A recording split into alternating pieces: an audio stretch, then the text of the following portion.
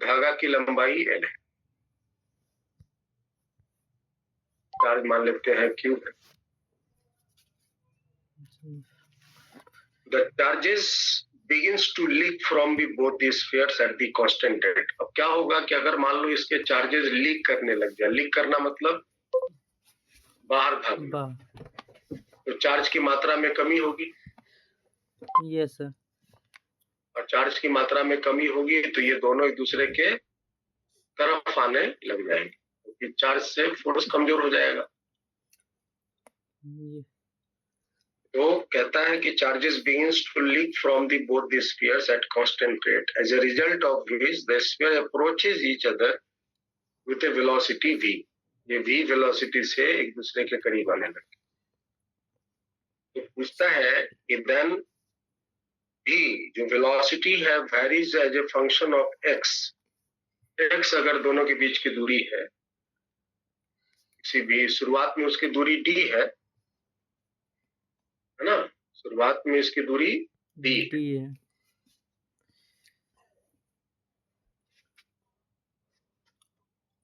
और जब इसके बीच की दूरी x हो जाता है, शुरुआत में इसके बीच की दूरी d है, जब ये रेस्ट में है, यहाँ पर वो अभी चलना शुरू नहीं,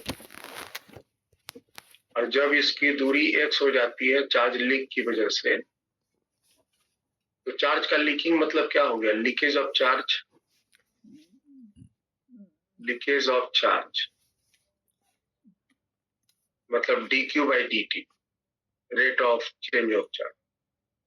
ये आपको दिया हुआ है कांस्टेंट रेट में ना। Yes sir. Charge begins to leak from both the spheres at constant rate। ये dq/dt जो है वो कांस्टेंट है।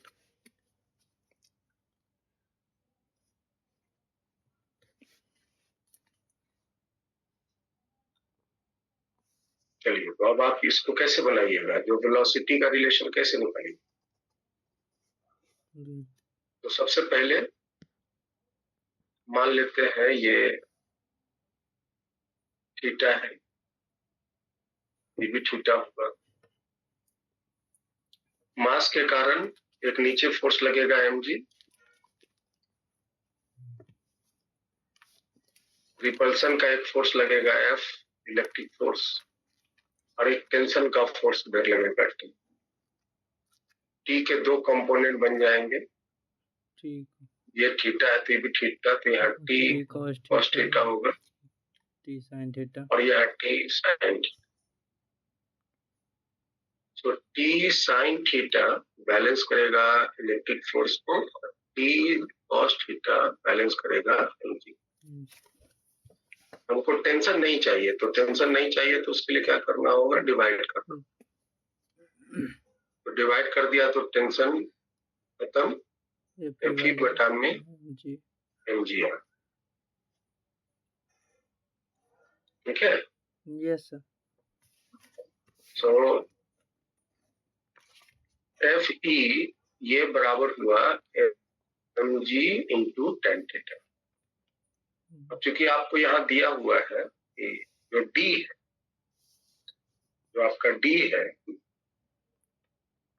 वो बहुत बहुत छोटा है L से। ये मतलब एंगल बहुत बहुत छोटा हो गया। एंगल थीटा है ये अपने आप में बहुत बहुत छोटा है। जो थीटा है इज वेरी स्मॉल, और थीटा अगर बहुत स्मॉल होगा तो tan थीटा को हम साइन थीटा के बराबर, जरूरत पड़ा तो साइन थीटा ले सकते। साइन थीटा बराबर क्या हो जाएगा, ये देखो यहाँ से यहाँ तक की दूरी x है, ये हाफ दूरी हो जाएगा ना x/2। यस। ये दूरी x/2 हो जाएगा। साइन थीटा हो जाएगा परपेंडिकुलर बाय हाइपोटेन्यूस। यस। तो ये हो जाएगा परपेंडिकुलर मतलब x/2 और हाइपोटेन्यूस हो गया L। तो हम यहाँ पे ये वैल्यू को रख सकते। अब बताओ फोर्स की वैल्यू क्या होगी जब ये दोनों के बीच की दूरी x। तो 1/4πε0 Q गुना Q स्क्वायर बटा में x। दूरी x है ना। यस। Total x। दाएं साइड में mg हुआ और tan थीटा की जगह sin थीटा और sin थीटा की जगह x/12 रख सकते। ठीक है, यस सर। अब इसको हम k मान लेते हैं। ये जो पूरा फैक्टर इतना ढूंढने से अच्छा है कि हम इसको k मान लेते हैं, जिसको हम बाद में 1/4 पे एप्सिलॉन नॉट के रूप में रख। आ गया प्रिंस? यस सर, प्रणाम सर। मोहित कुछ क्वेश्चन भेजा है और क्वेश्चन काफी अच्छा है, तो हम डिस्कस कर रहे हैं। क्वेश्चन पहले समझ लो क्या है।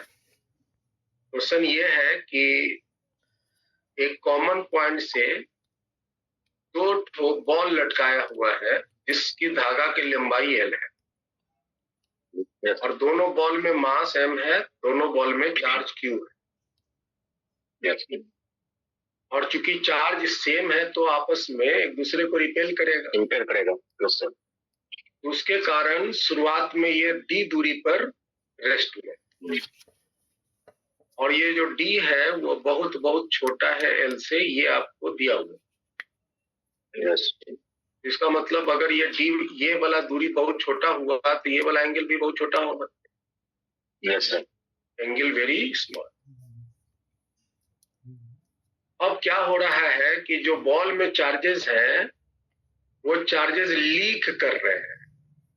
लीक कर रहे हैं मतलब चार्जेस बॉल से दूर भाग रहे हैं।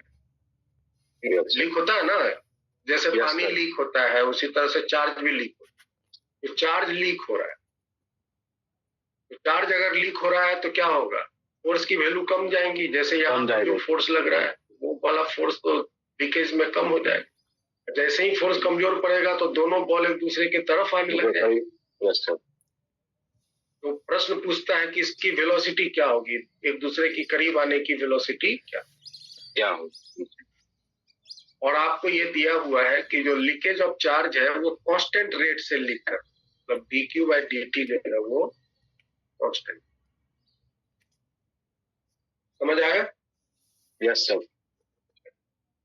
तो हमने क्या किया कि x दूरी पर इस बॉल को मान लिया जब आपस में एक दूसरे की तरफ आ रहा है और x दूरी पर पहुंचा है, और उस समय बॉल की वेलोसिटी v, और वहां धागा के बीच की टोटल एंगल मान लिया थीटा, जिसको हम हाफ हाफ बांट दिए थीटा। तो ये चार्ज इस पर एक फोर्स लगाया Fe, मास के कारण mg, धागा में टेंशन T, T के कंपोनेंट एक T cos थीटा, T का एक दूसरा component T sin theta Fe को बैलेंस किया और T cos थीटा mg को बैलेंस। टेंशन की चूंकि हमें जरूरत नहीं है तो टेंशन को डिवाइड कर दिया, तो sin theta by cos theta क्या हो गया, tan थीटा Fe बटा में mg।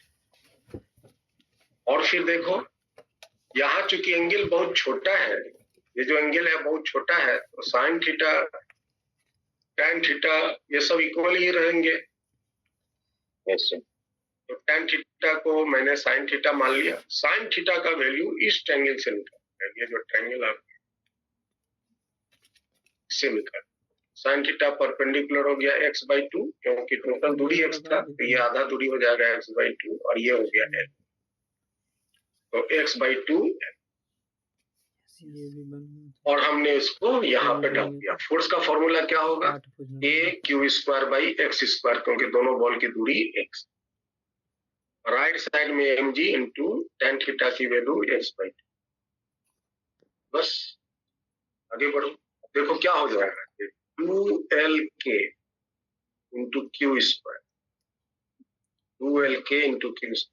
राइट साइड में हो जाएगा mg इंटू x की पावर, यही होंगे ना। ऐसे तो यहां से x³ को बाहर कर लो, हो जाएगा 2k बाई mg, 2lk ना, 2lk by mg into q। x को निकाल लो, x की वैल्यू क्या हो जाएगा, 2Lk/mg, ये पूरा का पूरा कांस्टेंट है। ये जो पूरा है वो क्या है? कांस्टेंट। तो हम इसको कुछ मान लें। ऐसे पहले अभी हम रहने देते हैं। यहाँ से क्यू हटाएंगे तो ये 1/3 हो जाएगा, यस सर। और यहाँ हो जाएगा 2/3 होगा ना, क्योंकि पावर 2 है। यस और इसको हमने कुछ मान लिया ताकि इतना ढोना ना पड़े, तो इसको हमने सी मान। इसी तरह से तुमको भी कभी एग्जाम में ऐसा मौका मिले तो मानते जाना, ढोने की जरूरत। तो आपके पास हो गया CQ⁴2। इसको है ना, डिफरेंशिएट करो x के रेस्पेक्ट में, अभी तो dx/dt आया। Yes sir. तो dx/dt ये बराबर c तो कांस्टेंट है, ये हो जाएगा 2/3 Q⁴ -1 एंड dq/dt। तो ये तो वेलोसिटी हो गया dx/dt। ये हो गया 2c/3 Q⁴ कितना हो गया? तो Q⁴ 1/3 आ गई, नहीं -1 माइनस आएगा ना, यस 2/3 -1, और ये हो गया dq/dt। तो जो वेलोसिटी है वो हुआ 2c/3 इंटू dq/dt। ये अगेन ये पूरा का पूरा कांस्टेंट, c तो दिया ही हुआ है कांस्टेंट, और dq/dt ये भी कांस्टेंट दिया हुआ है, dq/dt ये भी कांस्टेंट दिया। तो ये हो गया Q⁻⁻1/। तो जो वेलोसिटी है वो directly proportional to the Q⁻⁻1। ये रिलेशन हमें, अरे यहाँ तो डिस्टेंस के फंक्शन में निकाल, ये हमने किसके फंक्शन में निकाल दिया? चार्ज के फंक्शन में, चार्ज के फंक्शन में निकाल दिया। अब डिस्टेंस के फंक्शन में कैसे निकालेंगे? चलो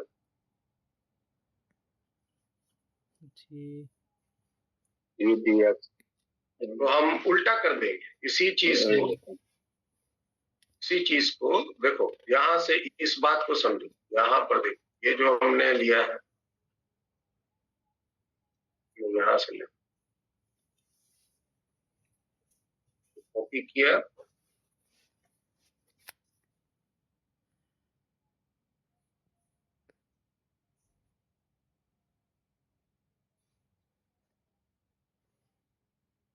चला गया।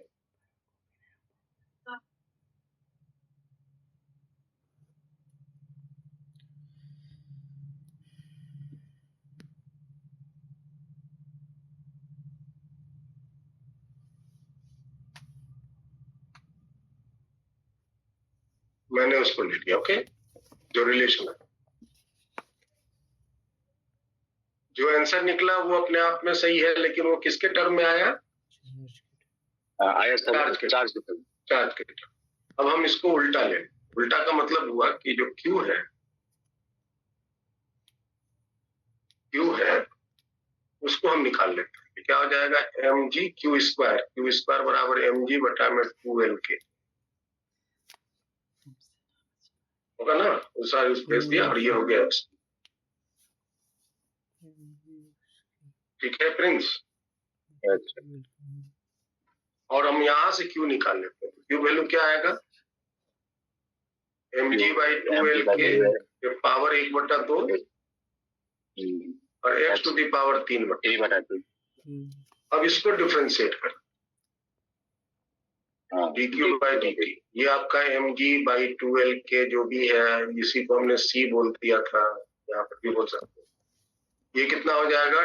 3/2 x⁻3/2 -1 इंटू dx/dt।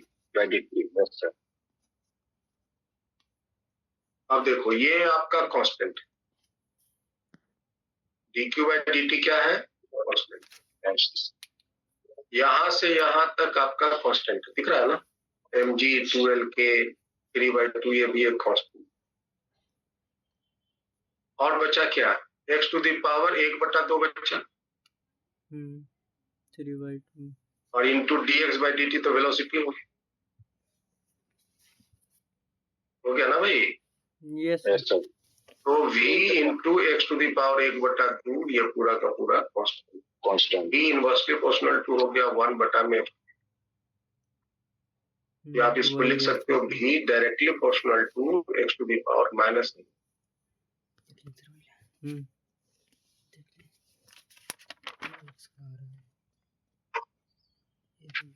समझ आया?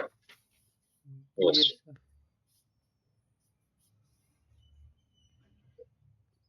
ये आपका आंसर है। ऑप्शन हम देखे नहीं थे इसलिए, नहीं तो फर्स्ट ही रेंज में ये आ जाए। चलो अगला क्वेश्चन पूछो। 8 नंबर हम इस क्वेश्चन को ग्रुप में शेयर कर देते हैं। यस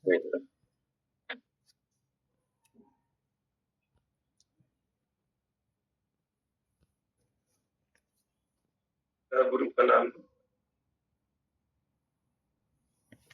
टारगेट 26 ग्रुप का टारगेट चलो अगला क्वेश्चन बताओ बेटा। 8 नंबर नाम अगला क्वेश्चन बोलो। 8 नंबर सर। हाँ? 8 नंबर। यस ठीक है ठीक है। 8 नंबर है कहाँ है? ग्रुप में नहीं है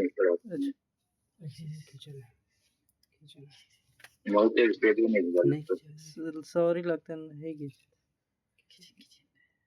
9 में गोला लगा हुआ नहीं 8 नंबर का आधा है। भेज देता है सर। चलो ठीक। नहीं 8 तो है ही नहीं है, 9 से शुरू। 9 से शुरू से अब भेजो भेजो भेजो। तो पूरा पेज का एक के साथ भेजो ना। आधा खींच के भेजता है, एकदम कंजूसी कर रहा है। पूरा पेज का भेज। इसमें क्या कंजूसी करेगा सर? भेज दिए सर ग्रुप ठीक। अब पढ़ो, ग्रुप में भेजो ना। Yes. पढ़ो। Acceleration of a charged particle in non-uniform electric field does not depend on velocity of charged particle. Assertion. देखो कैसा इलेक्ट्रिक फील्ड है? Non-uniform. Non uniform non uniform मतलब कांस्टेंट नहीं। तो चार्ज पार्टिकल पर फोर्स तो लगेगा। Yes sir. फोर्स कितना लगेगा? QE। Yes. तो एक्सेलरेशन भी होगा। Yes sir. और एक्सेलरेशन होगा इतना। ये होगा ना एक्सेलरेशन। Yes. Yes sir. और क्या ये एक्सेलरेशन कांस्टेंट होगा? नहीं सर। नहीं, क्योंकि वेरिएबल होगा, क्योंकि electric field non uniform. Non-uniform है। Yes sir. तो पहला क्वेश्चन कहता है कि the acceleration of charge particle in non uniform field does not depend on velocity of the charge.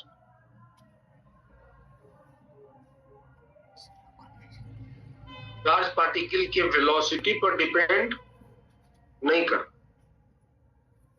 हाँ, वेलोसिटी पे डिपेंड नहीं करता। चार्ज पार्टिकल रेस्ट में है कि चार्ज पार्टिकल मोशन में है, एक्सेलरेशन वेलोसिटी पे डिपेंड नहीं करेगा। किस पे डिपेंड करेगा? Electric field.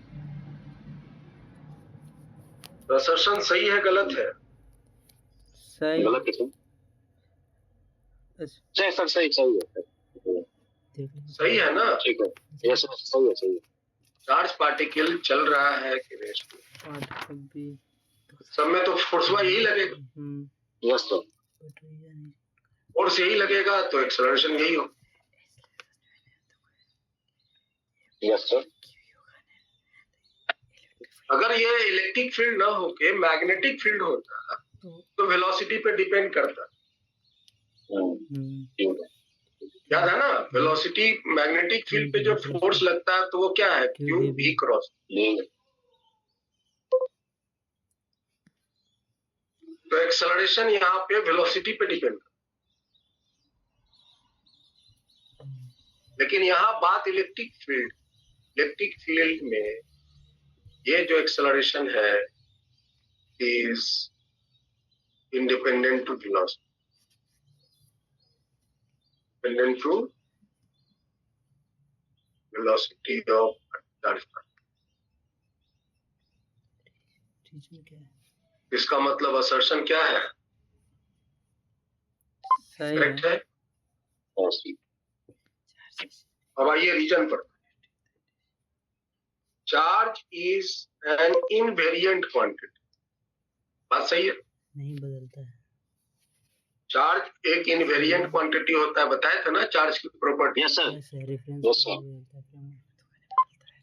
तो पहला रीजन का पहला लाइन तो सही लग रहा है, असर्शन आपका करेक्ट हो गया। अब देखते हैं रीजन के बारे में। तो रीजन का पहला स्टेटमेंट तो सही है, और फिर कहता है कि that is the amount of charge on particle does not depend on the frame of. ये भी बात सही, ये भी बात सही, रीजन भी सही, लेकिन रीजन करेक्ट एक्सप्लेनेशन इसका नहीं कर रहा। दोनों सही है, लेकिन रीजन जो है वो ए को एक्सप्लेन नहीं कर रहा। तो आंसर क्या बनेगा, both are correct but reason is not. तो बी होगा ना, यस, ऑप्शन बी।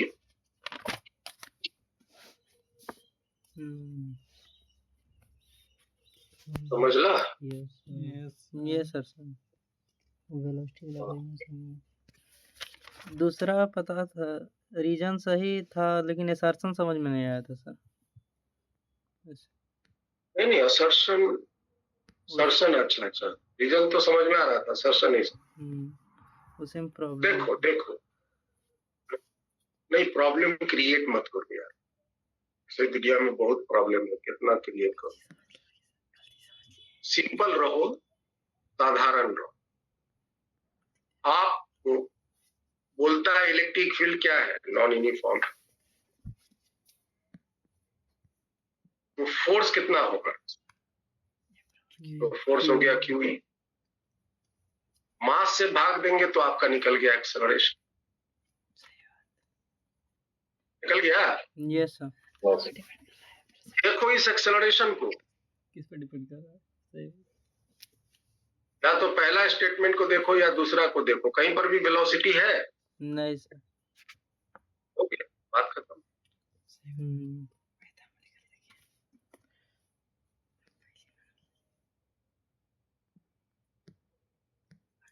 चलिए अगला क्वेश्चन बोलो। 9 नंबर सर। 9 नंबर तो पहले ही तुम भेजा हुआ है। यस।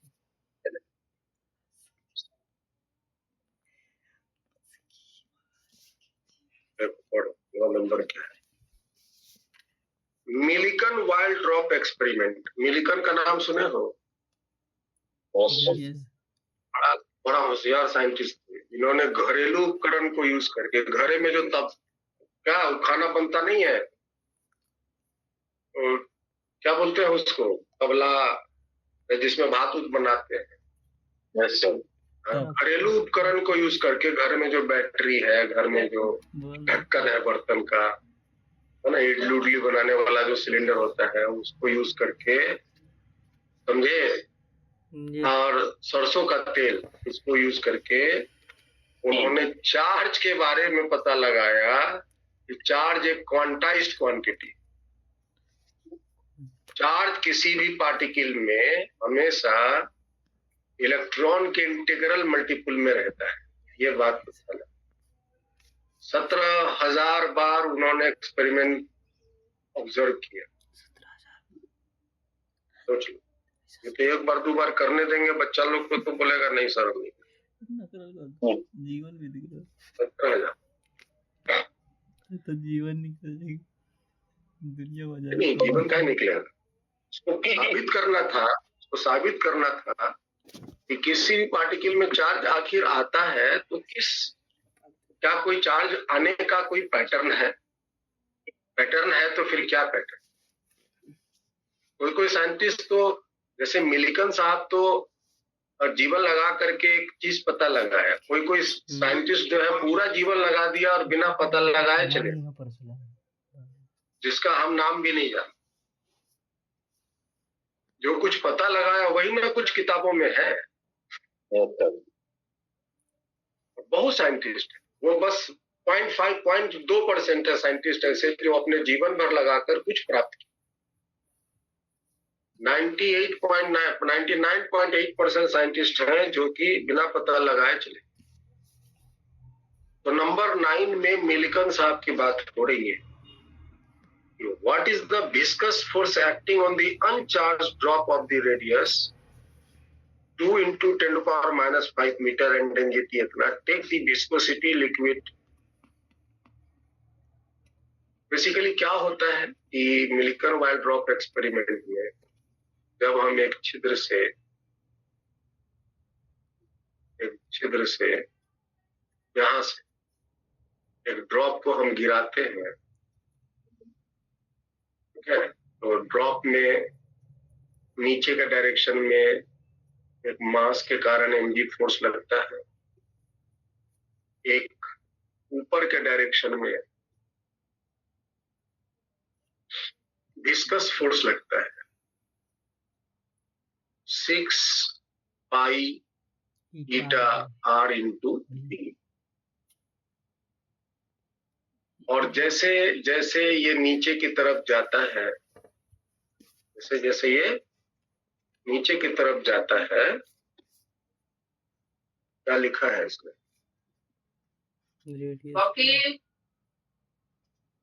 डेंसिटी नहीं दिया हुआ। Buoyancy due to air is neglected. Buoyancy neglect कर दिया। बुआयंसी फोर्स भी ऊपर लगता है, बुआयंसी फोर्स को नेग्लेक्ट कर दिया। रेडियस दिया और density neglect buoyancy due to air, buoyancy force को नेग्लेक्ट कर दिया। तो what is the viscous force acting on the, viscous force ही निकालना, विस्कोसिटी दिया, विस्कस फोर्स ही निकाल। तो विस्कोसिटी देने से क्या फायदा है, विस्कस फोर्स ही निकालना है। तो विस्कस फोर्स बराबर हो जाएगा mg के, यस है ना, या नहीं। तो विस्कस फोर्स ये बराबर तो होगा 6 पाई ईटा r इंटू v कह सकते हैं, या नहीं तो आप m इंटू d बराबर होगा ना। यस सर, क्योंकि ये टर्मिनल वेलोसिटी पे जाता है, इसमें नीचे गिरने की वेलोसिटी कांस्टेंट हो जाती है, एक्सेलरेशन 0 हो जाता है, उसी पर हम इसको मेजर। तो या तो आप यहां से मास बराबर क्या हो जाएगा 4/3 IR³ इंटू रो इंटू। तो लिक्विड की डेंसिटी दी हुई है, तो विस्कोसिटी से ये फॉर्मूला से आपको आप ये वाली रेडियस के साथ साथ आपका टर्मिनल वेलोसिटी चाहिए। देखो टर्मिनल वेलोसिटी दिया है, नहीं सर, देखो रेडियस दिया हुआ है, कोएफिशिएंट ऑफ विस्कोसिटी दिया हुआ है, ये नहीं दिया हुआ। लेकिन यहाँ पे रेडियस दिया है, डेंसिटी दिया है, जी का मान हम जानते हैं, ये तीनों आपको पता है। तो मेरा काम इससे नहीं होगा, इससे। यस तो 4/3 पाई का मान 22/7। रेडियस कितना है बताइए, 2 into 10 to power minus 5 radius हो गया, तो इसके पावर में क्यूब हो जाएगा। डेंसिटी देखिए कितना है, 1.8 into 1.2 sorry 1.2 है, 10⁻³ है। और जी का मान 9.8 लेना, तो 10 ले लेते हैं, कैलकुलेशन आसान। क्योंकि विस्कस बुआयंसी फोर्स नेग्लेक्ट कर दिया तो हम भी 0.2 नेग्लेक्ट। अब ये रिलेशन बताइए कि क्या आपको आंसर दे। पहले हम सब फैक्टर को यहाँ अलग कर लेते, तो ये हो गया 4 गुना 22 बटा 3 गुना 7 इंटू 2 दूनी 4 दूनी 8 into 1.2 into 10 to the power -5 या 15 प्लस 3 प्लस 1, यही है ना, प्लस 3 और ये प्लस 4। अब बताइए कुछ कहानी किस्सा है इसके बारे में। 3 से ये कट गया 0.4, है ना प्रिंस। Yes. 7 और 8 को लगभग बराबर मान के काट ले,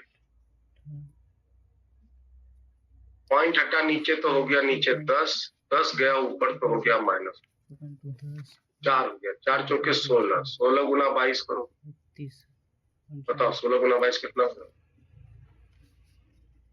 ये -15 हुआ और प्लस 352 16 गुना 22 करो, 352 16 दूनी 32 3 16 दूनी 32 और 32 3 35 और 10 टू द पावर हो गया इधर में -12, तो 2 शून्य इधर शिफ्ट कर दो, 3.52 इंटू 10 टू पावर -10। ऑप्शन मिलाओ कौन सा है, लमसम है 3.9। अरे इतना नजदीक दिया है, 3.9 भी दिया 3.8 भी दिया, हाँ ठीक है, माइनस में फर्क है, -10 है so that पावर बेस्ट में है। ऑप्शन कौन आएगा, बी दिया है।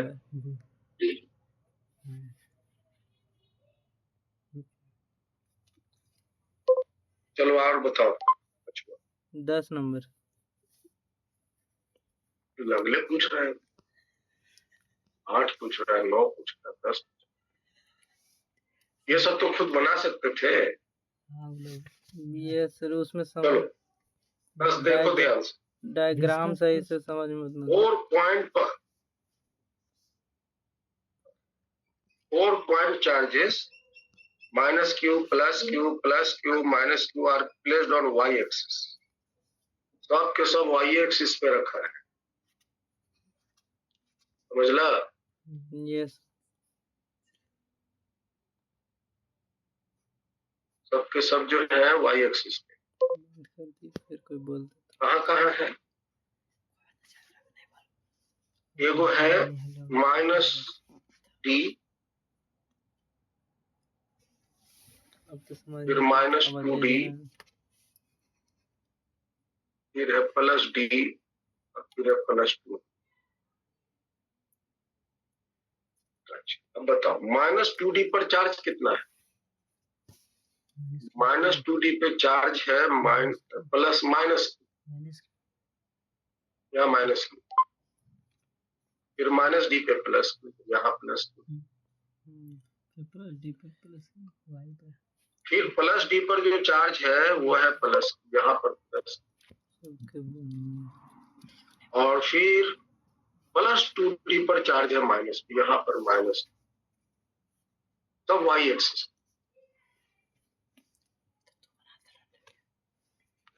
ये 4 चार्ज दिया, the magnitude of electric field at the point on the x axis at A distance d, centre से d दूरी पर, सेंटर से d दूरी पर इलेक्ट्रिक फील्ड क्या होगा,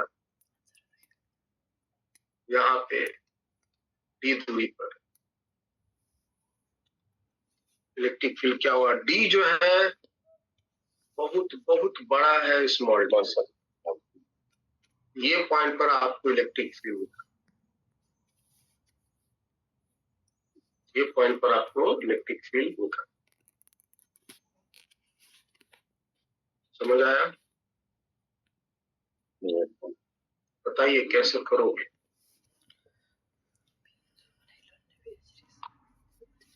सोचो समझो सजाओ बताओ। चार्जेस के कुछ यही हाल समाचार,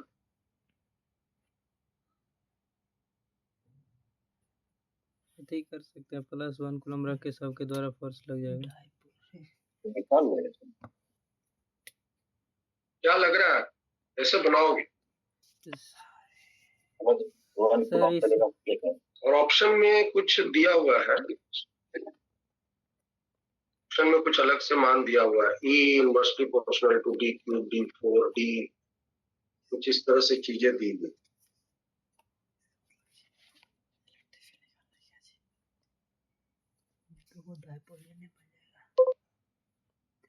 हाजी बचवा बोलो। इसमें minus Q plus Q dipole नहीं बन सकते सर, दोनों दो डायपोल बन जाएगा। हाँ नहीं बन सकता, तो इसको डायपोल बना रहे हो? ये सारा नीचे वाला ठीक है, वैसे बना। डायपोल के कारण वहाँ फिर पी पॉइंट पे इलेक्ट्रिक फील्ड तो सेंटर से ना हम लोग नापते हैं, जो हम लोग डायपोल के कारण जो नापते हैं, तो ये वाली दूरी नापते हैं। तो उसको बड़ा बना दीजिए डायपोल।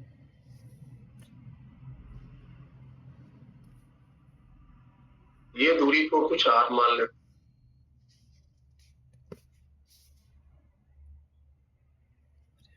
यार।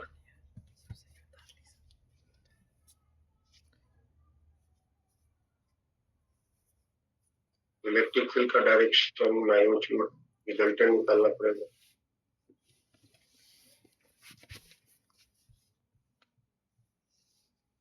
और कोई ऑप्शन?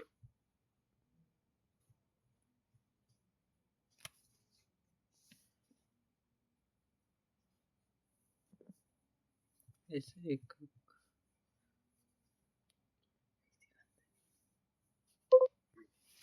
ऐसे एकक चार्ज के कारण नहीं कर सकेंगे +1 कूलम के।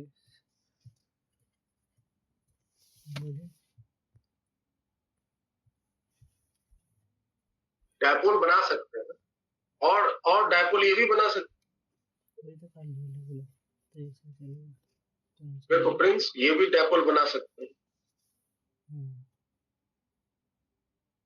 ये माइनस और ये प्लस का एक डायपोल बना सकते हैं, और ये माइनस ये प्लस का एक डायपोल बना सकते हैं, ये भी डायपोल बना सकते हैं। समझ आ रहा है? क्योंकि ये जो दोनों के बीच की दूरी है बहुत बहुत छोटा है, तो आप डायपोल इस तरह से, ये थोड़ा सा प्रॉब्लम क्रिएट कर रहा है। अगर ये ऐसा देता तो बहुत आसान हो जाता है ये सवाल। अगर यहाँ माइनस और यहाँ पर प्लस, ये वाला प्लस दे दे, और ये वाला प्लस यहाँ पर वाला माइनस दे दे, समझे? तो एक ये डायपोल बन जाता है, एक ये वाला, और एक ये डायपोल बन जाता है। और दोनों के सेंटर लाइन से ही दूरी पर है ये पॉइंट, तो आपके काम जो है काफी इजी और आसान। चलिए, अभी जो हालत है उसी के अनुसार बात कीजिए।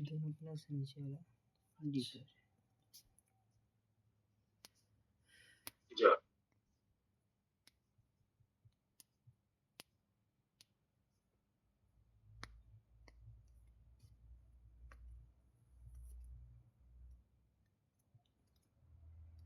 क्या करोगे बोलो?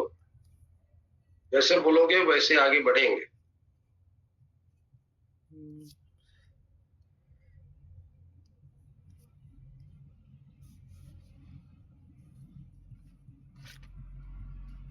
तो ये डायपोल बनाना है फ्रेंड्स।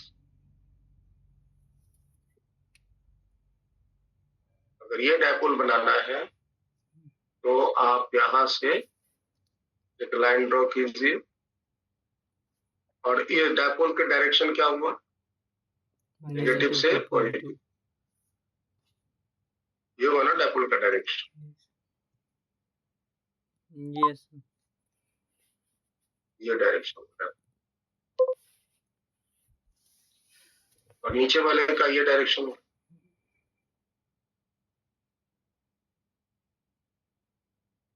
और ये सेंटर से इसकी ये वाली दूरी, दोनों का डायपोल मोमेंट एक ही, दोनों का डायपोल मोमेंट एक ही है।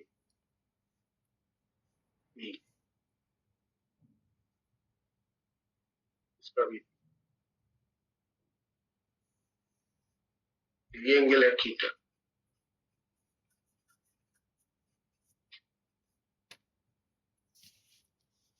ये दूरी है,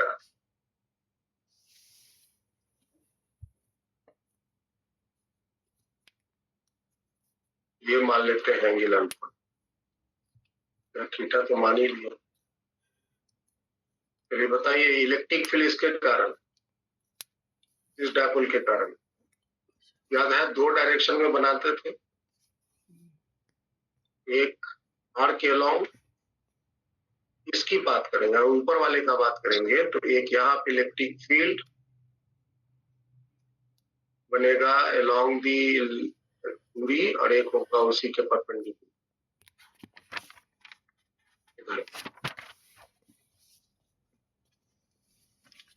जिसको हम नाम क्या क्या दिए थे, एक बोले थे ई आर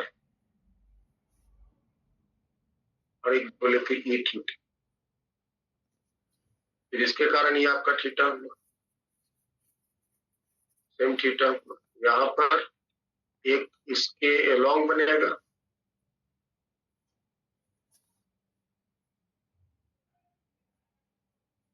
ई आर, और एक इसके अपोजिट परपेंडिकुलर, ठीक है।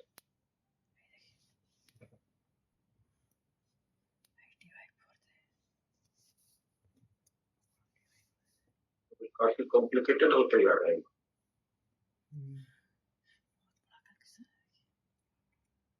नहीं, ये चार्जेस का सिचुएशन सजा हुआ ठीक है।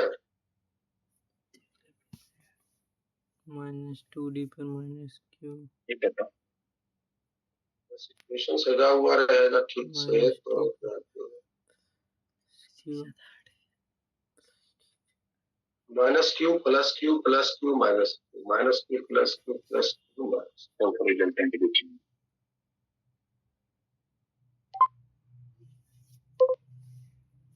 और वैसे इलेक्ट्रिक फील्ड डायपोल के कारण बनता क्या था, याद है, बोलिए तो? 1/4 एप्सिलॉन नॉट। तो दिमाग से निकल गया क्या था? p cos theta by x cube, root under 1 + 3 sin square theta बटा में आर क्यूब। चेक करो तो क्या यही डायपोल का इलेक्ट्रिक फील्ड था? थीटा एंगुलर पोजीशन पे कॉपी पलटो ना, चेक करो ना।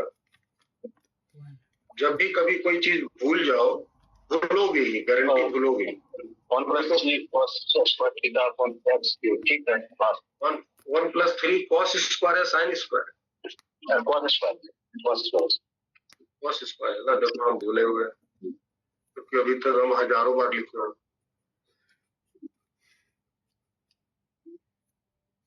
cos square.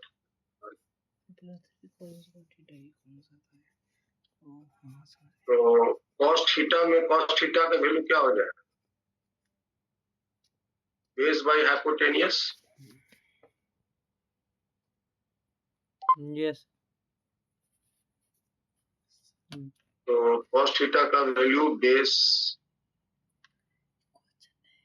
हो गया क्या? अच्छा, अगर हम सिंपल चार्जेस को लेकर के बात करते हैं, हो जाएगा, मतलब है ना फ्रेंड्स? अगर हम डायपोल लेकर के बात कर रहे हैं तो देख ही रहे हो 4 गो बन रहा है। इलेक्ट्रिक फील्ड में 4 ही गो बनेगा, इलेक्ट्रिक फील्ड में तो 4 ही गो बनेगा ना। yes sir, अगर हम डायपोल को हटा करके सिंगल चार्ज के बारे में बात करें और बाद में फिर हम रिलेशन लगा देंगे कि जो डी है वो छोटा है, स्मॉल डी जो है कैपिटल डी से छोटा है, तो फिर हम आगे बात कर सकते। चलो बताओ, ये इसको क्या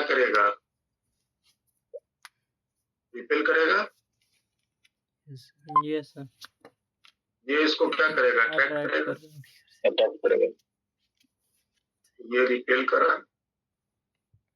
ये ये अट्रैक्ट करा। ये इसको क्या करेगा? रिपेल करा, और ये इसको क्या करेगा? यही बोले था सर +1 रखने के लिए। +1 रख। ये सिचुएशन आपके, ठीक है। दूरियां सबके अलग अलग है, याद रखें। तो इससे भी 4 गो इलेक्ट्रिक फील्ड बने। अब देखिए इसमें फायदा क्या है कि ये जो अट्रैक्शन के फोर्स इलेक्ट्रिक फील्ड बनेंगे वही बनेंगे जो इलेक्ट्रिक फील्ड यहाँ बनेंगे, क्योंकि दूरी बराबर है, चार्ज भी एक ही है। रिपल्शन के जो इलेक्ट्रिक फील्ड बनेंगे इसको हम ई डैश कर दें तो यहाँ पर भी डैश ही बनेंगे ना। Yes sir. यहाँ पर अगर एंगल अल्फा है, ये भी एंगल अल्फा होगा, और ये एंगल ये अल्फा होगा, ये वाला एंगल रिपेल मात्रा, और ये वाला एंगल आपका बीटा होगा। चलो, तो y कंपोनेंट तो कैंसिल ही हो जाए। y कंपोनेंट, इसका एक कंपोनेंट ऊपर, इसका एक कंपोनेंट नीचे कैंसिल हो गए, इसका भी एक कंपोनेंट ऊपर, इसका एक कंपोनेंट। तो नेट इलेक्ट्रिक फील्ड जो बनेगा वो 2e dash cos alpha minus 2e cos beta, 2e dash cos alpha minus 2e cos.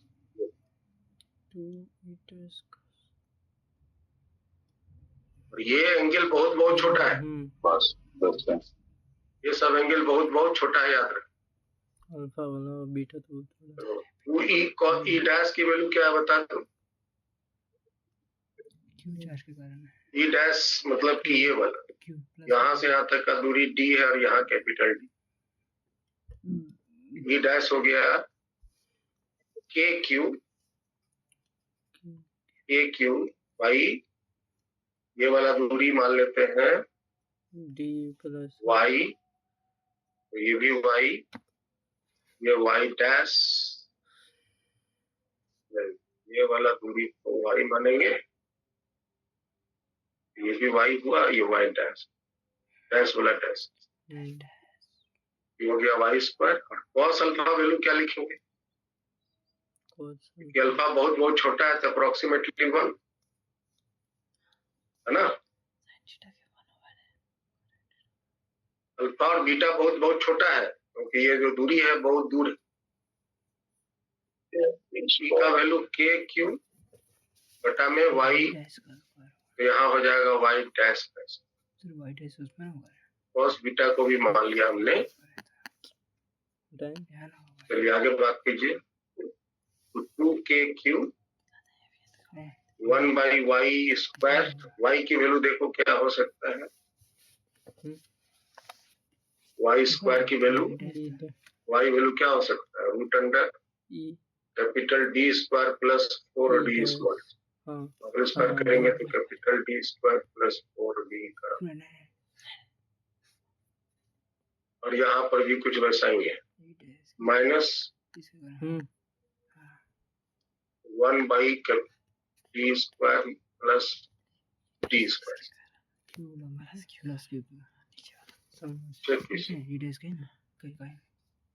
cos alpha sir 2e dash cos alpha है तो उसमें y डैश होगा, डिस्टेंस y डैश का। अच्छा उल्टा लिख दिए, यहाँ डैश वाला है तो यहाँ पर 4 नहीं होगा, यहाँ पे 4,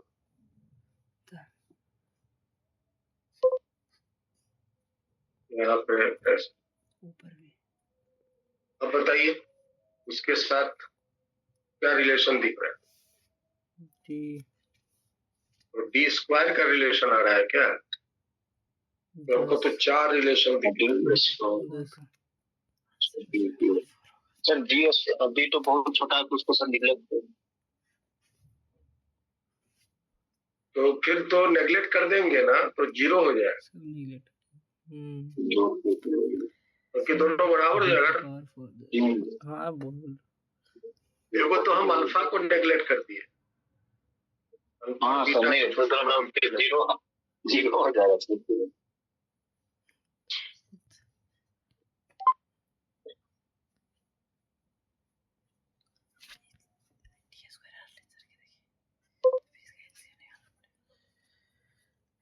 कहीं एलसीएम निकालने पर कंडीशन ऐसे का है, सब अपने चार्जेस कैलकुलेशन करने में परेशानी। दोनों का एलसीएम निकालेंगे तो गुना होगा कि डी स्क्वायर में डी स्क्वायर तो डी पर पावर 4 हो जाएगा कहीं। सर एलसीएम निकालेंगे कहीं। सर दोनों का एलसीएम लेंगे तो डी स्क्वायर गुना डी स्क्वायर हो जाएगा, डी पर 4 वो रिलेशन में है सर, उसमें हो ना।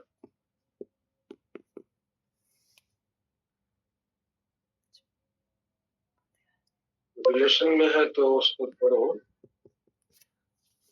कि कैलकुलेशन हमें बहुत लंबा दिख रहा है। तो डी स्क्वायर ऐसे सिंपल हुआ तो हो जाएगा ना। इसका जो रिलेशन दिख रहा है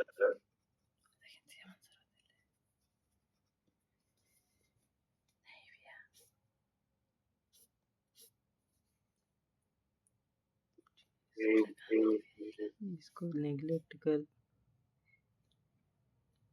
और डायपोल वाला प्रिंसिपल अगर लगाते हैं, डायपोल वाला, उसमें डायपोल हुआ, ये डायपोल P1 P2, तो दोनों के बीच जो फोर्स होता है 1/4 pi epsilon not P1 P2 by R, ये दूरी R है, तो R टू द पावर 4। ठीक है,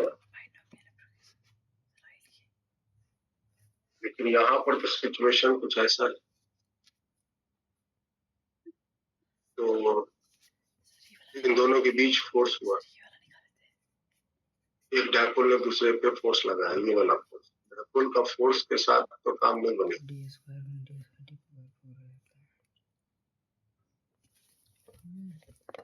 तो लंबा कैलकुलेशन जाना पड़ेगा बचवा, याद कर कोई ऑप्शन हमको नजर नहीं आ रहा। कहीं इसको याद कर लेंगे। क्या तुमको आ रहा है? नहीं नहीं, ये तो गुना तो नहीं हो जाता है। नहीं ये सब नेग्लेक्ट करने से फायदा हमको नजर नहीं आ रहा है। नहीं चलिए, आंसर में दे रहा था 1/d⁴ सर। d⁴ होगा, वो तो हमको पता है आंसर इसका, इनवर्सली प्रोपोर्शनल d⁴। गिराना चाहिए ना। ये सर आंसर देख के फुरफुराओगे।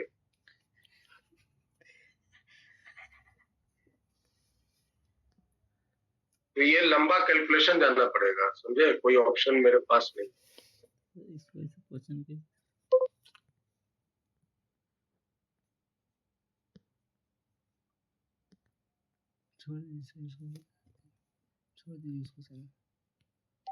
और कोई शॉर्टकट अल्फा और बीटा बराबर तो है नहीं। अगर हम इसको अप्रोक्सीमेटली, इसको थीटा, इसको थीटा, इसको थीटा, इसको थीटा मान लें, यही है, तो अल्फा हो जाएगा 2 थीटा और बीटा हो जाएगा 4 थीटा। समझे जी? अल्फा हो जाएगा 2 थीटा, बीटा हो जाएगा 4। मतलब बीटा बराबर हो जाएगा 2 अल्फा। 2 अल्फा। ये हम कर सकते, 2 कॉमन ले लो। ई डैश का वैल्यू 1/4πε0 के हुआ, 2 गुना क्यू बटा में ये जो दूरी है y dash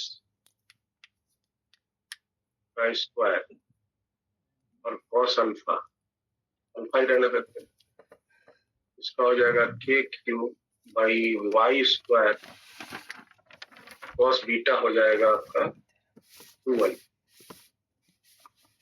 cos 2 alpha.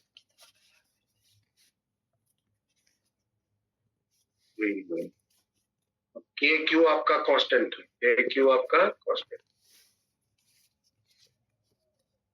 Y dash की वैल्यू चेक करो, वाई डैश की वैल्यू क्या है? ये है root under capital D square plus small D. Y की वैल्यू क्या है? Capital D square plus 4d square.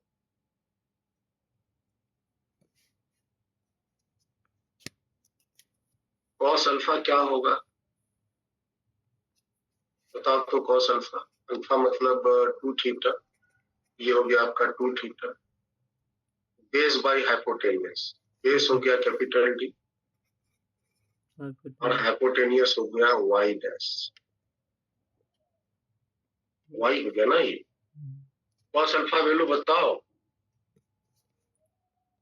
Alpha हो गया 2 थीटा, 2 थीटा यहाँ से यहाँ तक मान,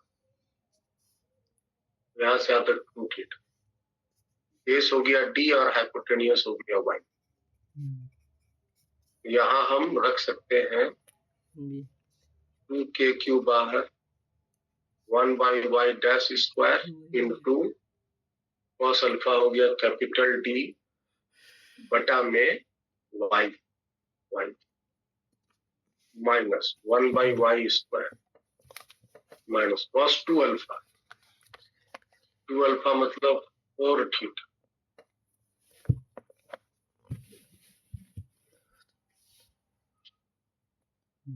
और इसका वैल्यू क्या हो जाएगा? 4 alpha 2 theta. Cos 2 theta value क्या होता है? cos theta 2 sin theta into sine square theta, cos square theta minus sine square.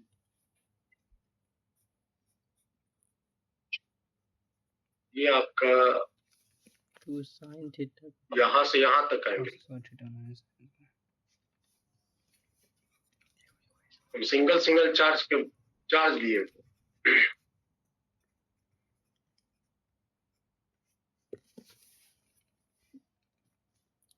cos 2 alpha हो गया 4 थीटा।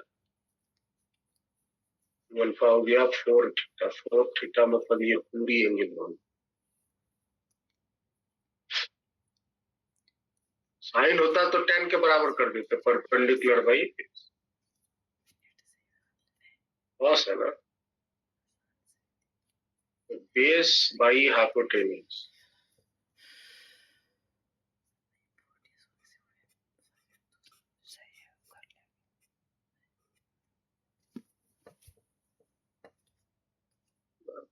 इतना कैलकुलेटिव कैसे क्वेश्चन पूछ दिया है।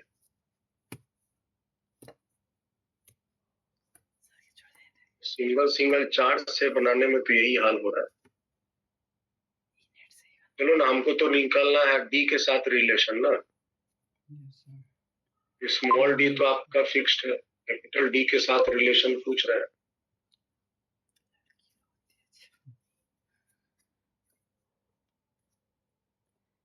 वाई और यहाँ हो गया वाई स्क्वायर,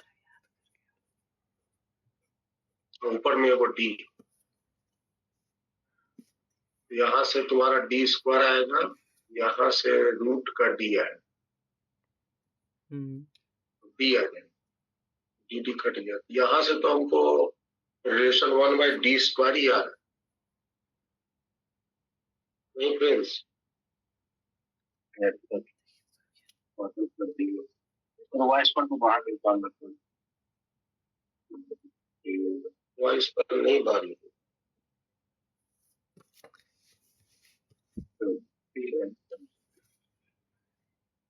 ये इतना इजी नहीं है।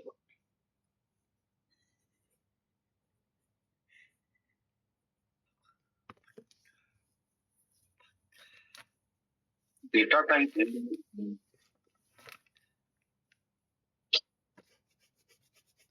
इसको छोड़ो।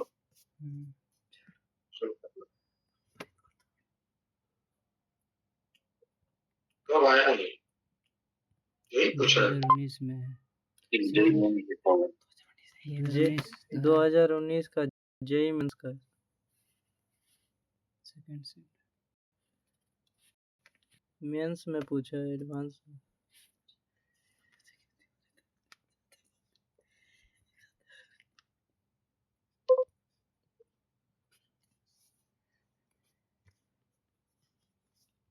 कोई ऑप्शन ही नहीं है कैलकुलेशन रिजल्ट देने का ना। टेबल से बनाकर देख रहे थे तो कॉम्प्लिकेटेड लग रहा है, सिंगल चार्ट से बना के देख रहे हैं तो कॉम्प्लिकेटेड। उसको छोड़ो। चलो आगे बताओ, नेक्स्ट क्वेश्चन ले। 13 नंबर से।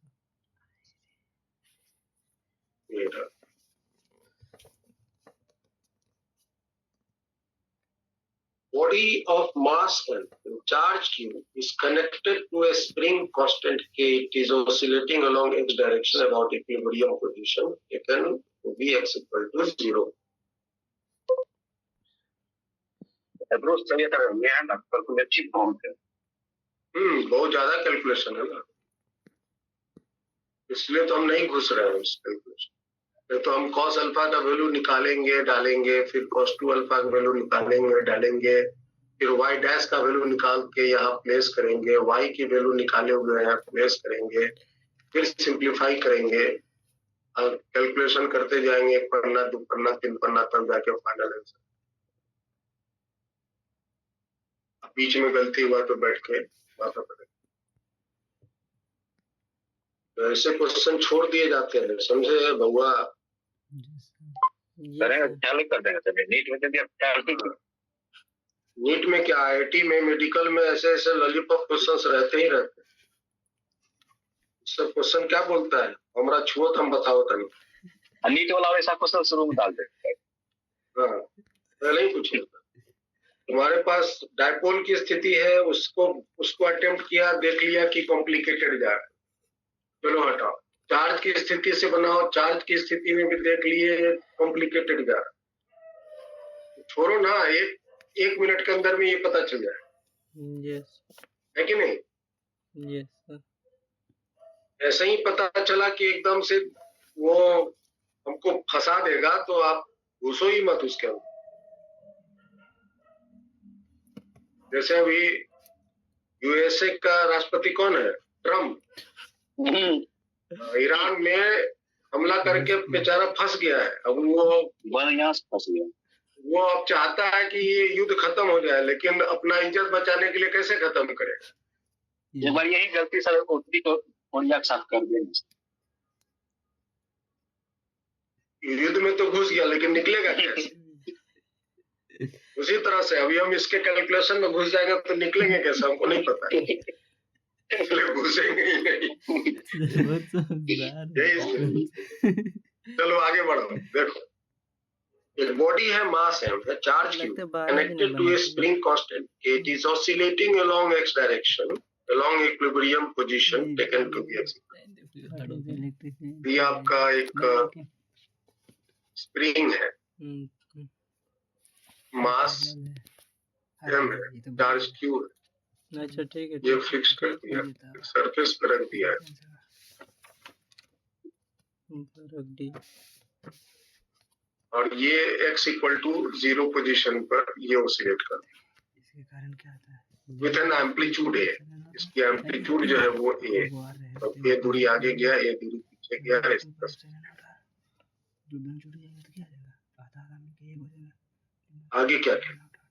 An electric field E is applied along x direction, which is the following statement is correct. एक इलेक्ट्रिक फील्ड x डायरेक्शन में अप्लाई किया, तो इसका टाइम पीरियड क्या होगा बताओ? तो अगर आपसे पूछे कि टाइम पीरियड क्या होगा, तो रूट। अच्छा, पहले तो इसका इक्विलिब्रियम पोजीशन क्या चेंज हो जाएगा? अगर इलेक्ट्रिक फील्ड अप्लाई कर दिया, अभी मैं इलेक्ट्रिक फील्ड अप्लाई नहीं किया, अभी मैं इलेक्ट्रिक फील्ड अप्लाई नहीं किया। जब हम इलेक्ट्रिक फील्ड अप्लाई कर देंगे, इलेक्ट्रिक फील्ड जब हम अप्लाई कर देंगे एक्स डायरेक्शन, तो क्या इसका मीन पोजीशन यही रहेगा या बदल जाएगा? बोलो। मीन पोजीशन उसका वही रहेगा या बदल जाएगा? बदल जाएगा। मीन पोजीशन क्या होता है प्रिंस? जिसके अराउंड वो ऑसिलेट करता है। मीन पोजीशन वो होता है जहां पर नेट फोर्स का मान 0। यस। मीन पोजीशन मतलब इक्विलिब्रियम पोजीशन। तो इस केस में ये वाली पोजीशन इक्विलिब्रियम की नहीं रहे,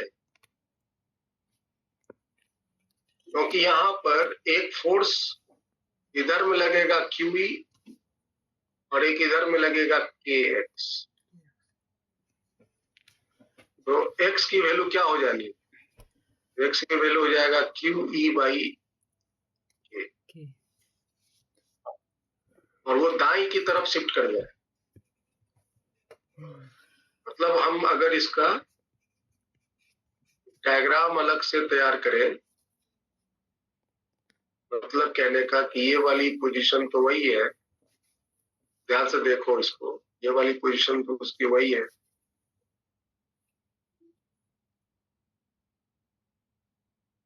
ये स्प्रिंग थोड़ा सा फैल करके यहाँ पर मास पार्टिकल रहेगा और यहाँ के अबाउट ये ओसिलेट करेगा, और ओसिलेशन के एम्पलीट्यूड वही रहेंगे जो ये, और ये इसका मीन पोजीशन। मीन पोजीशन मतलब एक इलेक्ट्रिक फील्ड जो लगने लग गया, तो इस पर एक फोर्स लगाया QE, चार्ज स्प्रिंग में फोर्स लगेगा KX, तो X की वैल्यू होगी QE/F। तो मीन पोजीशन इसका आगे की तरफ शिफ्ट कर गया। कितना शिफ्ट कर गया? शिफ्ट कर गया QE/K, X की वैल्यू। एम्पलीट्यूड उसका वही रहेगा, जो एम्पलीट्यूड इसका यहाँ था वही एम्पलीट्यूड यहाँ भी रहेगा, वही एम्पलीट्यूड यहाँ भी। टाइम पीरियड चेंज हो जाएगा। टाइम पीरियड क्या है? 2π√under m/k।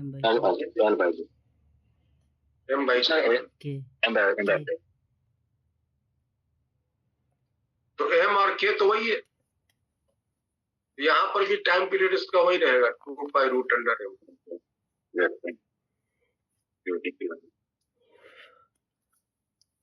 समझ आ रहा है? ये सर। अब 4 ऑप्शन में देखो क्या क्या पूछ रहा है, एक एक करके निकालो और चुनो कि कौन सा आंसर सही।